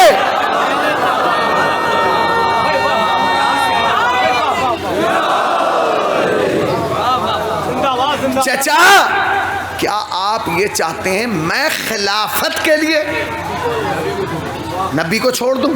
علی نے بتایا کہ مجھ میں اور اوروں میں فرق کیا ہے. میں نے محمد کے لیے خلافت چھوڑی ہے, لوگوں نے خلافت کے لیے محمد کو چھوڑا ہے. چچا میں نہیں جا سکتا. ٹھیک ہے آپ نہ جائیے. تھوڑی دیر کے بعد چچا پھر آئے. اب چچا ہیں, درد تو ہو رہا ہے کہ بھتیجا میرا بننا چاہیے تھا, انہوں نے فلاں کو بنا دیا. آئے لوٹ کے, کہیں گے علی تم نہیں جاؤ گے؟ کہ چچا بالکل نہیں جاؤں گا. جب آپ سے کہہ دیا نہیں جاؤں گا تو کیا کریں؟ کہیں گے اچھا ایک کام کرو. کیا کروں؟ کہ ایسا کرو اپنا ہاتھ پردے کے باہر دے دو. چچا کیا کریں گے؟ کہ جیسے تم ہاتھ باہر دو گے میں بیعت کر لوں گا, اور سلمان اور ابوذر دیکھ لیں گے اور یہ گواہی دیں گے سقیفہ میں جا کے کہ محمد کے چچا نے علی کی بیعت کر لی. علی کو کتنے منٹ لگتے ہاتھ دینے میں؟ ہاتھ دیتے بیعت ہو جاتی, کام ختم ہو جاتا. علی نے کیا جواب دیا؟ کہنے لگے چچا کیا کروں, میں ہاتھ دے تو دیتا مگر کیا کروں, میرا ہاتھ محمد کے سینے پہ ہے. ارے ذرا جاگو, میں کیا کروں, میرا ہاتھ محمد کے سینے پہ. اب آپ میں لوگوں میں اور علی میں فرق نظر آ گیا. تو کہنے لگے بیٹے پھر تو وہ خلافت گئی. تو کہنے لگے چچا جانے دیجیے, ضرورت نہیں ہے, جو جسے جہاں لے جانا ہے لے جائیے. علی نے رسول اللہ کو تیسرے دن دفن کر دیا. وہ وہاں خلیفہ صاحب بن گئے اور ان کا جلوس نکلنے لگا. جیتنے کے بعد نیتا کا جلوس نکلتا ہے کہ نہیں؟ بن گئے. اچھا ان کا تو نکلنا اس لیے بھی ضروری تھا کیونکہ انہیں کوئی جانتا نہیں تھا, کیونکہ ابھی تازہ معاملہ تھا. علی کو بنایا تو 70 دن پہلے کی تو بات ہے. اب آ گیا. اب تاریخ کہتی ہے کہ جلوس بھائی پورے شہر میں گھوم لے, ختم کہاں ہوگا؟ نیتا جی کے گھر کاریالیہ پہ. اب وہ جلوس پورے مدینے میں گھوم کے ان کے ہی گھر آ گیا. صبح کا ٹائم تھا, ان کے ابا اخبار پڑھ رہے تھے چائے پی کے, تو ان کے آواز میں شور و غل, انہوں نے وہ باہر نکلے, دروازہ کھلا, انہوں نے دیکھا لوگ چیخ رہے ہیں بن گیا. انہوں نے کہا رکو, کیا بن گیا؟ انہوں نے کہا حضور رسول اللہ کے بعد بادشاہ بن گیا. کہ کون؟ کہ وہ جو پیچھے آ رہے ہیں۔ تو اب جو انہوں نے پیچھے دیکھا تو کیا دیکھا؟ انہی کے بیٹوں کو 4 لوگوں نے کاندھوں پہ اٹھایا ہے۔ آپ نے غور ہی نہیں کیا 4 کب اٹھاتے ہیں؟ تو انہوں نے کہا کیا؟ کہنے کہ حضور یہ بن گئے۔ انہوں نے کہا یہ کیا بنے؟ تو کہنے کہ اب رسول اللہ کے بعد یہ بادشاہ ہیں، یہ ہیں، یہ بن گئے۔ تو اب ان کے ابا کا جملہ سنیے، وہ پہلے تو بہت ناراض ہوئے، پلٹ کے کہنے لگے یہ بتاؤ کیا غدیر میں تم نہیں تھے؟ کیا غدیر میں تم نہیں تھے؟ کہا جی تھے۔ غدیر میں تم نے؟ کہنے ہم بھی تھے۔ آپ؟ تو کہنے لگا کہ تم نے نہیں دیکھا تھا کہ نبی نے دکھایا کسے ہے، بتایا کسے ہے، اٹھایا کسے ہے؟ تو کہنے لگا ہاں ہم جانتے ہیں۔ تو کہنے لگے پھر جب نبی نے بتایا علی کو تھا، دکھایا علی کو تھا، سب کچھ علی کو تھا، تم نے اسے کیوں بنا دیا؟ تو کہنے لگے ٹھیک ہے سنیے چچا، ناراض مت ہوئیے، ہم جانتے ہیں کہ خلافت حق تو علی کا ہے اور نبی نے بنایا بھی علی کو تھا، مگر ہم نے اس لیے انہیں بنا دیا کیونکہ علی کے پاس سب کچھ ہے مگر عمر کم ہے، ابھی عمر میں کم ہے، انہیں اس لیے بنا دیا یہ عمر میں۔ اب جو جملہ ان کے ابا نے کہا وہ میں کہہ رہا ہوں، اس کے بعد جریلی اپنے مقام پہ آ جانا چاہیے۔ کیا کہا؟ بھائی انہیں اس لیے بنا دیا کیونکہ یہ عمر میں زیادہ ہے۔ ابا ناراض ہو گئے، انہوں نے کہا تم نے دھوکہ کیا۔ کیا کہ اگر محمد کا خلیفہ وہی بنے گا جو عمر میں زیادہ ہو تو تم نے اسے غلط بنایا، مجھے بناتے، میں اس کا بھی باپ ہوں۔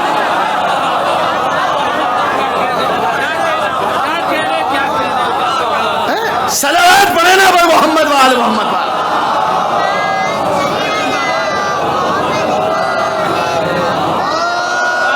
تم مجھے بناتے، میں تو اس کا بھی، تو جن کی خلافت ان کے ابا نے ہی منع کر دی ہو، ہم کیسے قبول کر لیں؟ خیر بن گئے، یہ کچھ دن رہے، اس کے بعد مرنا تو سب کو ہے۔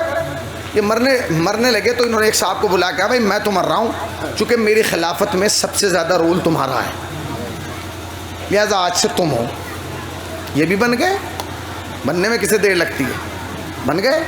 جب یہ جانے لگے تو انہوں نے پھر کہا کہ سنیے اب آپ جا رہے ہیں، اب کسے بنائیں گے؟ تو انہوں نے کہا نہیں میں ایسے نہیں بناؤں گا، میں 6 آدمی بناؤں گا۔ تو کس کو بنایا؟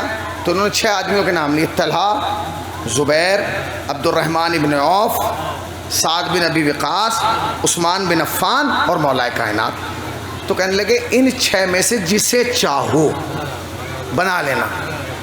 تو انہوں نے کہا حضور جب 6 آپ نے نام دے دیے نا تم خود بنا لینا۔ کہ نہیں حضور تو کہنے لگے 6 بتاؤ تم کسے بناؤں میں؟ تو اس نے کہا کہ حضور طلحہ کو بنا دیجئے۔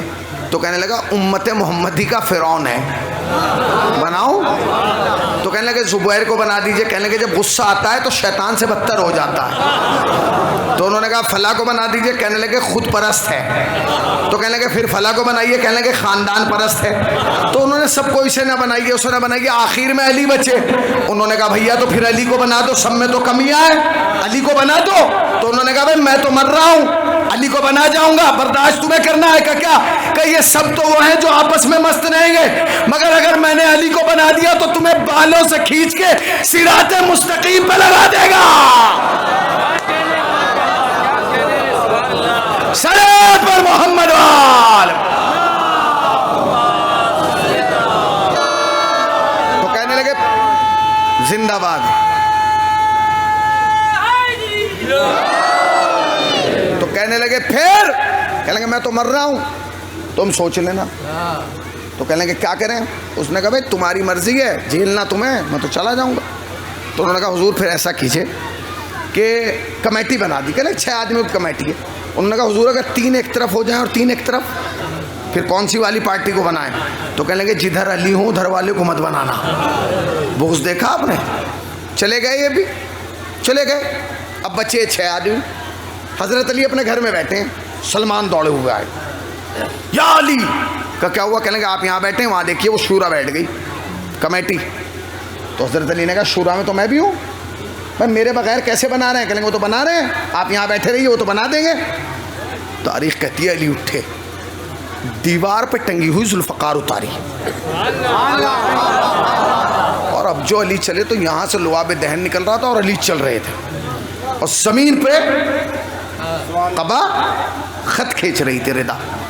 اب علی چلے، اب سمجھ رہے ہیں آپ؟ یہ سمجھیے کہ جیسے یہ ہے احاطہ ایسا ہی جگہ تھی جہاں شورا تھی، مگر گیٹ ایک تھا، وہی انٹری اور وہی ایگزٹ، وہیں سے آنا اور آخر تک لوگ بیٹھے ہیں بھرے ہوئے، 5 آدمی یہاں آئے اور گیٹ تک پبلک بیٹھی ہے۔ تو جو سب سے آخر میں بیٹھا تھا گیٹ پہ، اس نے بغل والے سے کہا کیا ہو رہا ہے؟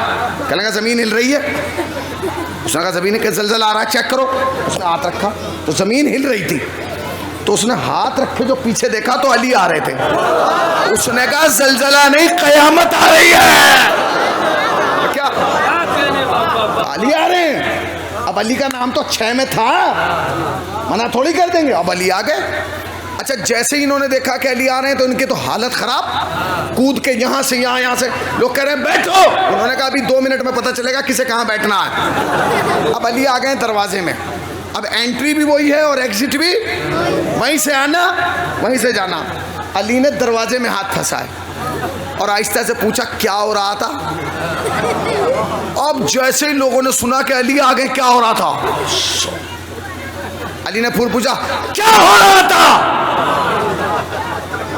تو جنہیں بنایا جا رہا تھا لوگوں نے ان کی طرف دیکھا، آپ کا نام لیں؟ اس نے کہا خدا کے واسطے غصہ بہت ہے۔ تو ایک نے کہا آپ تو یہ کہہ رہے تھے میں علی سے نہیں ڈرتا۔ اس نے کہا جب نہیں ڈرتا تھا جب نبی تھے، اس لیے کہ جب علی کو غصہ آتا تھا نبی روک لیتے تھے، اب کوئی روکنے والا نہیں ہے۔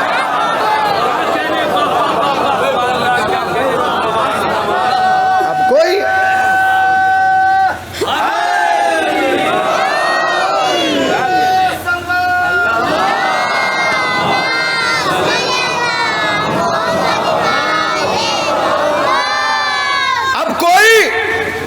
علی نے پھر پوچھا کیا ہو رہا تھا؟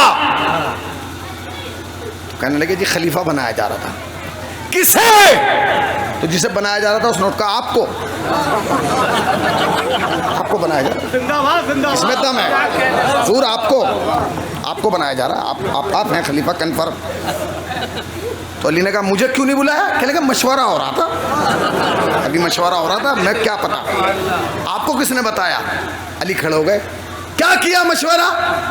اب باتیں تاریخ کی ہیں، میں اپنے انداز میں سنا رہا ہوں، کیونکہ اگر تاریخ کی طرح سناؤں گا تو آپ سب سو جائیں گے، اور پھر سوئے ہوئے کو میں یہ کہہ کے تو نہیں جگا سکتا کہ الصلاۃ خیر من النوم، کہ نماز سونے سے بہتر ہے۔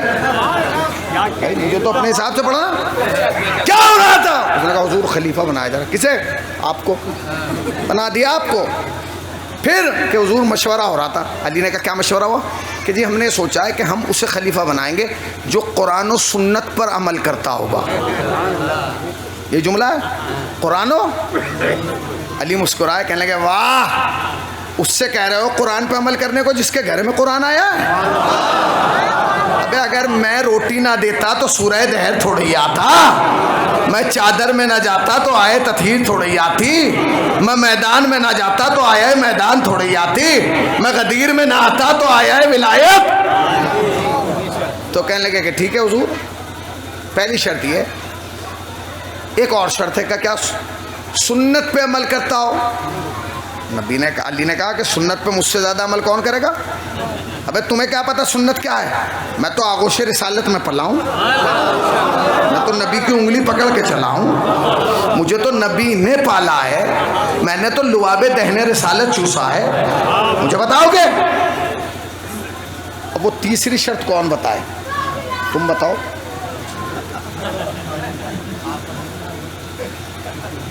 بتاؤ۔ اب علی کھڑے ہیں، بتاؤ۔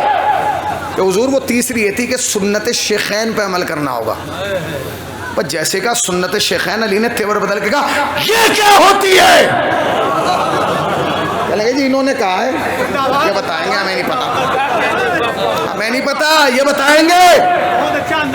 تو کہنے لگے کیا مطلب؟ کہ سنو، کیا سنت شیخین قرآن اور سنت رسول سے الگ ہے؟ تو کہنے لگے نہیں۔ کہنے لگے جب الگ نہیں ہے تو الگ سے گنوا کیوں رہا ہے؟ علی 2 چیزوں پہ عمل کرے گا، یا قرآن یا سنت رسول۔ کس کے باب میں دم ہے؟ یا علی پر ہماری تو شرط ہے، نبی نے کہا سنو، جسے چاہے بنا لو، جسے چاہے بناؤ، فرق نہیں پڑتا، میرے 10 سوالوں کے جواب دو، ہاں یا نہ میں ابھی۔ کس کے بام میں دم تھا جو نہ یہ کہتا نہیں دوں گا؟ کہیں گے ہاں حضور ہاں اور نہ میں ہی دیں گے، اس سے زیادہ کا اپنا بہت بھی نہیں ہے، بس آپ پوچھئے ہم ہاں یا نہ۔ اب سنیے 10 سوال سن لیجئے اور انشاءاللہ مجلس ہو جائے گی۔ علی کھڑے ہو گئے، اب علی تو کھڑے میں جائے گا کہاں کو نکل کے، کھڑے اور سب علی کو دیکھ رہے ہیں۔ علی نے کہا میرا سوال یہ، کیا تم میں کوئی ہے، میری طرف دیکھیے، کیا تم میں کوئی ہے علی کے علاوہ جو کعبے میں پیدا ہوا ہو؟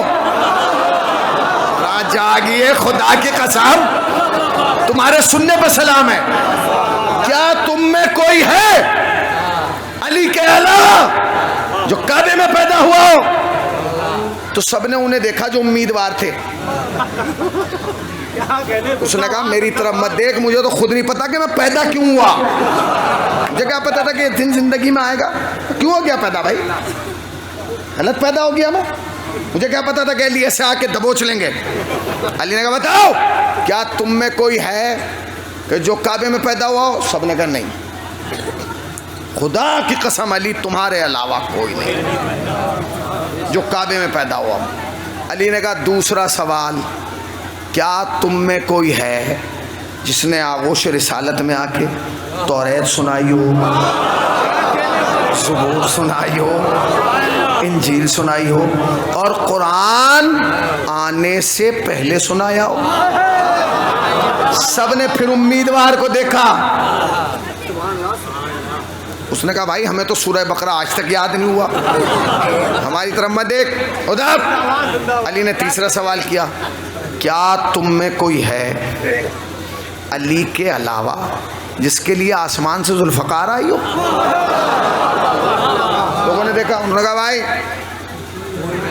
کوئی نہیں۔ علی نے پھر چوتھا سوال کیا، کیا تم میں کوئی ہے علی کے علاوہ کہ جو صحرا باندھ کے محمد کے گھر گیا ہو اور محمد کی بیٹی کو اپنی دلہن بنا کے اپنے گھر لایا ہو؟ ہے؟ لوگوں نے کہا اچھا سب بات پہ چپ تھے، اس پہ تو بولنا چاہیے تھا حضرت عثمان کو، کیونکہ آپ تو یہ کہتے ہیں کہ حضرت عثمان سے رسول کی 2 بیٹیاں بھی آئی تھیں، کہا آپ نے؟ علی نے بھرے مجمع میں کہا کوئی ہے؟ تو حضرت عثمان کو کھڑے ہو کے کہنا چاہیے تھا یا علی خبردار، یہاں میں نمبر لے گیا ہوں، کیونکہ آپ ایک بار دولہا بن کے گئے، میں 2 بار گیا، مگر بولے اسی سے پتہ چلتا ہے تاریخ کا اصلی داماد ہونا اور ہے، تاریخ کا نقلی داماد ہونا۔ اب عالم اسلام کا کہنا جی رسول اللہ کے 3 بیٹیاں تھیں، ابے 3 کم ہے 30 بنا لے، ہم پہ کیا فرق پڑ جائے گا، ہمیں کون سا جا کے وہاں اپنی دعوے داری کرنا ہے۔ رسول اللہ کے 3 بیٹیاں تھیں، 3 نہیں 30 بنا، میں دیکھوں گا جریلی والوں پہ کیا فرق پڑے گا، پڑے گا تم پہ فرق؟ پڑا؟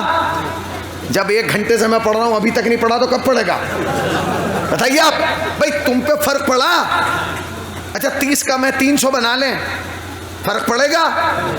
3000 بنا لیں، 30,000 بنا لیں، 3 لاکھ بنا لیں، 30 لاکھ بنا لیں، 3 کروڑ بنا لیں، کسی شیعہ پہ فرق نہیں پڑے گا، کیونکہ شیعہ جانتے ہیں کہ جہاں تو تاریخ میں یہ لکھے گا کہ نبی کا 3 کروڑ بیٹیاں تھیں، وہیں یہ بھی لکھے گا کہ بیٹیاں تو 3 کروڑ تھی، نواسے 2 ہی تھے یا حسن تھا۔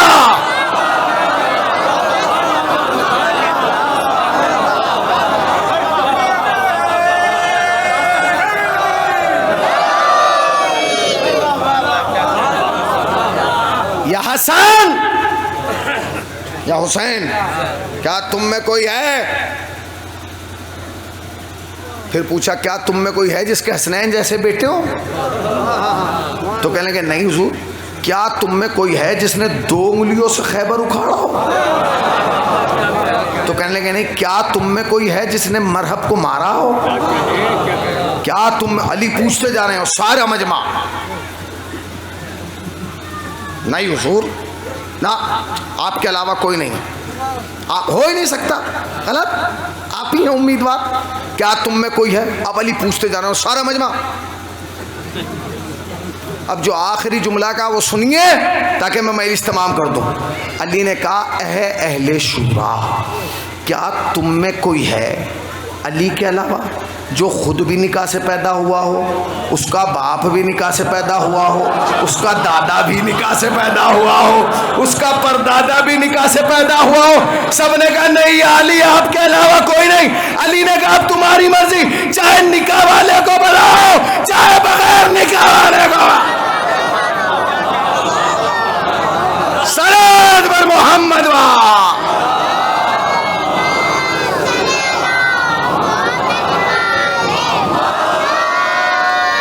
اب تمہارا اختیار ہے۔ لوگوں کے بڑا درد ہوتا ہے ہم علی کے فضائل کیوں پڑھتے ہیں؟ بے ہے اس لائق، ہے اس لائق۔ اچھا اوروں کے پڑھیں کیوں؟ ہیں کیا؟ بتائیے آپ، علی کے فضائل اس لائق ہیں کہ پڑھے جائیں؟ یہ تو نبی کے بھی نہیں پڑھتے، نبی کے کیسے پڑھیں؟ ہم پڑھنا نبی کے شروع کرتے ہیں، شروع نبی سے ہوتے ہیں، ختم علی پہ ہوتے ہیں، کیونکہ بلا فصل ہے نا۔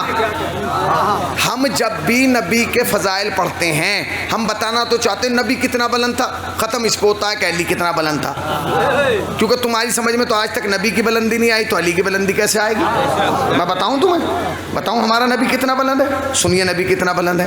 سب سے نیچے پانی، پانی نیچے، زمین اوپر، زمین نیچے، کعبہ اوپر، کعبہ نیچے، کعبے کی چھت اوپر، کعبے کی چھت نیچے، غلاف کعبہ اوپر، غلاف کعبہ نیچے، ہوا اوپر، ہوا نیچے، فضا اوپر، فضا نیچے، خلا اوپر، خلا نیچے، پہلا آسمان اوپر، پہلا آسمان نیچے، دوسرا آسمان اوپر، دوسرا آسمان نیچے، تیسرا آسمان اوپر، تیسرا آسمان نیچے، چوتھا آسمان اوپر، چوتھا آسمان نیچے، حضرت عیسیٰ اوپر، حضرت عیسیٰ نیچے، پانچواں آسمان اوپر، پانچواں آسمان نیچے، چھٹا آسمان اوپر، چھٹا آسمان نیچے، عرش اعظم اوپر، عرش اعظم نیچے، کعبہ قوسین و ادنیٰ اوپر، کعبہ قوسین و ادنیٰ نیچے، سدرۃ المنتہا اوپر، سدرۃ المنتہا نیچے، میرے نبی کی جوتیاں اوپر۔ کہاں بیٹھے ہیں بھائی؟ میرے نبی کی جوتیاں اوپر، بولیے میرے نبی کی جوتیاں، نبی کی جوتیاں نیچے، نبی کے تلوے اوپر، نبی کے تلوے نیچے، نبی کے ٹخنے اوپر، نبی کی ٹخنے نیچے، نبی کی پنڈلی اوپر، نبی کی پنڈلی نیچے، نبی کا گھٹنا اوپر، نبی کا گھٹنا نیچے، نبی کا دوش اوپر، نبی کا دوش نیچے، نبی کا سینہ اوپر، نبی کا سینہ نیچے، مہر نبوت اوپر، مہر نبوت نیچے، علی کے قدم۔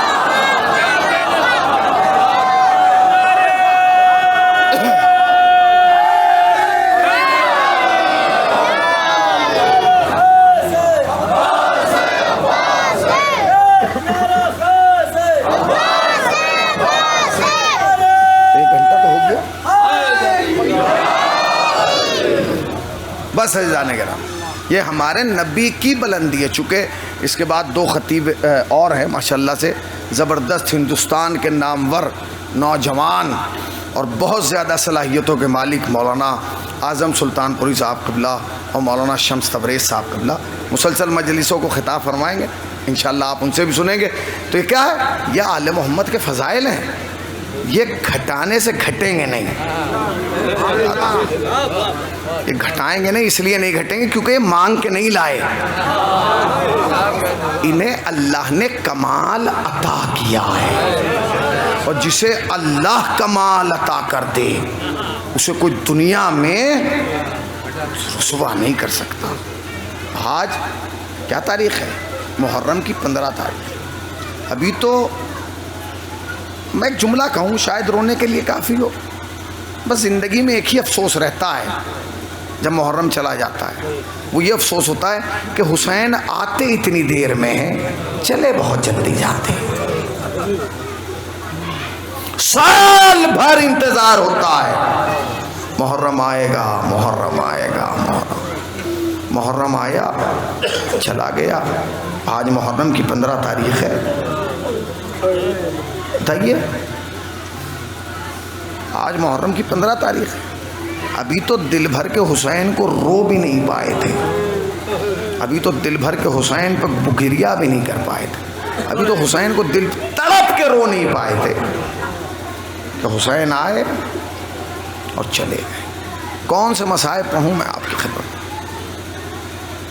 حسین کی رخصت پڑھوں یا عباس کا گھوڑے سے گرنا پڑھوں یا حسین کا مقتل کربلا میں قاسم کے لاشے پہ چگنا پڑھوں یا عباس کے کٹے ہوئے بازوؤں پر پہنچنا پڑھوں یا علی اکبر کے سینے سے برچھی کا پھل نکالنا ہو؟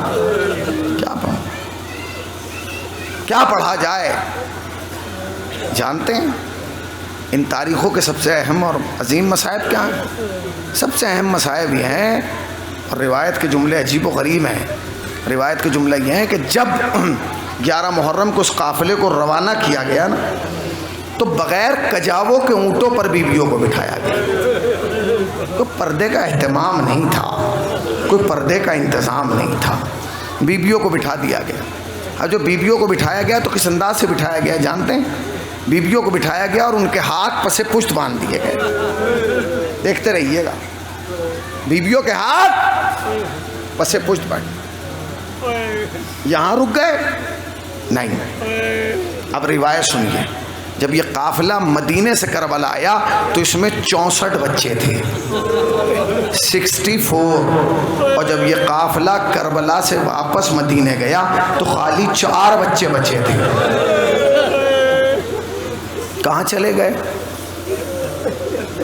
اور بچے کہاں گئے؟ سنیں گے کہاں گئے؟ تڑپ کر رو لیجیے گا، اس لیے کہ رونے کے لیے تصور کا ہونا شرط ہے۔ مصائب سننے سے رونا نہیں آتا، تصورات سے رونا آتا ہے۔ کہاں گئے؟ بڑی روایتیں جا کے دیکھیے، کہیں نہیں ملے گا کہ انہیں کسی نے قتل کیا ہو، ان پہ تیر چلایا ہو، تلوار چلایا ہو، نیزہ مارا ہو، بھالا مارا ہو، کچھ نہیں۔ تو یہ شہید کیسے ہوئے؟ جانتے کیسے؟ ایسے شہید ہوئے کہ ماؤں کو تو جب اونٹوں پہ بٹھایا گیا ان کے ہاتھ پسے پشت باندھ دیے گئے تاکہ ہاتھ کھل بھی نہ سکیں۔ اور ان کے جو چھوٹے چھوٹے بچے تھے نا، 2.5 سال، 3 سال، 3.5 سال، ان بچوں کو ماؤں کی گردن میں لٹکا دیا گیا۔ سن لیا تم نے؟ اور بچوں کے ہاتھ نہیں باندھے گئے، ماؤں کے ہاتھ باندھے گئے۔ سچ بتاؤ ایک بچہ ایسے کب تک لٹکے گا؟ اور جب بچوں کو لٹکا دیا گیا تو شمر کمینے نے حکم دیا اونٹوں کو دوڑاؤ۔ جب اونٹ دوڑتے تھے تو بچہ آہستہ سے ماں کے کان میں کہتا تھا، اماں میرے ہاتھ چھوٹ رہے ہیں، اماں میرے ہاتھ چھوٹ رہے ہیں، اماں میرے ہاتھ چھوٹ رہے ہیں۔ ماں آہستہ سے کہتی تھی، میرے لال میں کیا کروں، میرے ہاتھ بندھے، میرے ہاتھ بندھے، میرے ہاتھ بندھے۔ یہ کہتے کہتے بچے کا ہاتھ چھوٹتے تھے، بچہ زمین پہ گرتا تھا، پچھلے اونٹ کا پاؤں بچے کی کمر پہ بڑھ رہا تھا۔ اماں خدا حافظ۔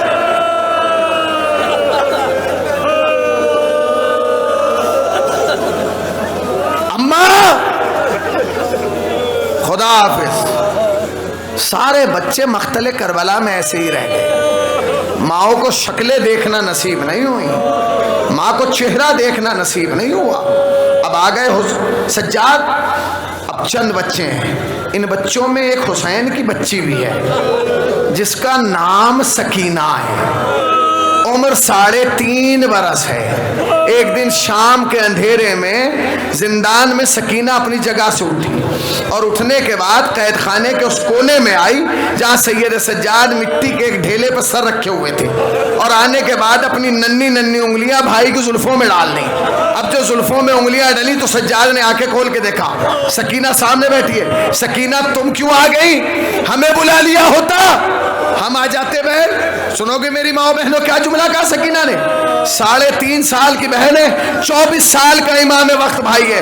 کہتی ہے بھائی میں بہن بن کے نہیں آئی، پھر آج سوالی بن کے آئی ہوں، کچھ مانگنے آئی ہوں۔ سجاد اٹھ کے بیٹھے، کہتے ہیں سکینہ آدھی رات ہو گئی، کیا تمہیں نیند نہیں آئی تھی؟ کیا تم سوئی نہیں تھی؟ تو کہتی ہے سجاد ایک بات بتاؤں؟ کیا بتاؤ؟ کہتی ہے بہن بھائی بتا دوں؟ کہ سکینہ بتاؤ؟ کہ بھیا بتاؤں؟ کہ بتاؤ؟ کہتی ہے بھائی سن، میں شام غریبہ کے بعد کبھی سوئی نہیں۔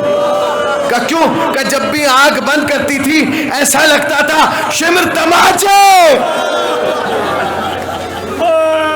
ایسا لگتا تھا جیسے شمر تماچے مارنے آ رہا ہو، پر بھیا میں آج سوئی تھی۔ سکینہ آج سوئی تھی تو کیوں اٹھ گئی؟ کہتی ہے بھائی کیا کروں، جیسے ہی میری آنکھ لگی نا خواب میں میرے بابا آ گئے، सज्जाद ने अबा समेटी। कहते सकीना बाबा आए थे, क्या कह रहे थे? कहते हैं भैया कुछ नहीं कहा, बाबा दूर खड़े थे, बाहें फैला के कहा आजा सकीना आजा, मेरे गले से लग जा, मेरे कलेजे से लग जा। और सकीना ने क्या कहा? कहते हैं बाबा को जब मैंने देखा ना, कहते हैं सकीना मैं तुम्हें लेने आया हूँ। तो सज्जाद ने पूछा क्या बाबा को, भाई को छोड़ के चली जाओगी? कहते हैं हाँ भैया क्या करूँ, बाबा का सीना बहुत याद आता है, बाबा की खुशबू बहुत याद आती है, ए भैया मुझे बाबा के बगैर नींद नहीं आती। अच्छा सकीना, सकीना बताओ क्या मांगने आई थी, बताओ। दुआ करना फर्श अज़ा पे बैठ के। जो चीज़ सकीना ने सज्जाद से मांगी कोई बहन अपने भाई से ना मांगे। कहती है भाई मांग लूँ? का मांगो। कहती है भैया मांगो? का मांगो। कहती है भैया हाथ जोड़ के मांग रही हूँ। का मांगो। का भैया मैं कुछ नहीं मांगती, बस इतना चाहती हूँ जब मैं मर जाऊँ मुझे नर्म मिट्टी में दफन करना। जज़ाकल्लाह जज़ाकल्लाह, मौला तुम्हें कोई गम ना दे। भैया मैं कुछ नहीं चाहती, बस इतना चाहती हूँ जब मैं मर जाऊं मुझे नर्म मिट्टी में दफन करना। सकीना क्यों मेरी बच्ची? का भैया इसलिए क्योंकि प्यास मेरी हड्डियों में उतर गई। सकीना तुम जानती हो जब प्यास हड्डियों में उतरती है तो क्या होता है? इसलिए कि मेरी बहन तुम्हारी उम्र कम है, ये लफ्ज़ बड़ा है। कहती है भैया आप बताइए जब प्यास हड्डियों में उतरता है तो क्या होता है? तो सज्जाद ने कहा सकीना बुलाओ। करीब बुला के अपने जानू पर बिठाया। कहते सकीना सुनो, जब प्यास लगती है पहले गला खुश्क होता है, जब प्यास और बढ़ती है मुंह खुश्क होता है, जब प्यास और बढ़ती है ज़बान खुश्क होती है, जब प्यास और बढ़ती है ज़बान पे दरारें पड़ जाती हैं, जब प्यास और बढ़ती है बदन की ताकत जाने लगती है, जब प्यास और बढ़ती है इंसान से खड़े होकर नहीं चला जाता, जब प्यास और बढ़ती है इंसान दीवारों का सहारा लेके चलता है। सकीना सुनो, जब प्यास और बढ़ती है आंखों के सामने धुंधलापन आने लगता है। और सकीना सुनो, जब प्यास हड्डियों में उतरती है ना मेरी बहन, तो हड्डियां गोश्त छोड़ देती हैं, हड्डी अलग हो जाती है, गोश्त अलग हो जाता है। ये सुनना था। सकीना गोश्त से उठी, सामने आई, आस्तीन उलट के कहा भैया देख मेरी हड्डी अलग, गोश्त अलग। सज्जाद ने बाहें फैला दी, आजा सकीना।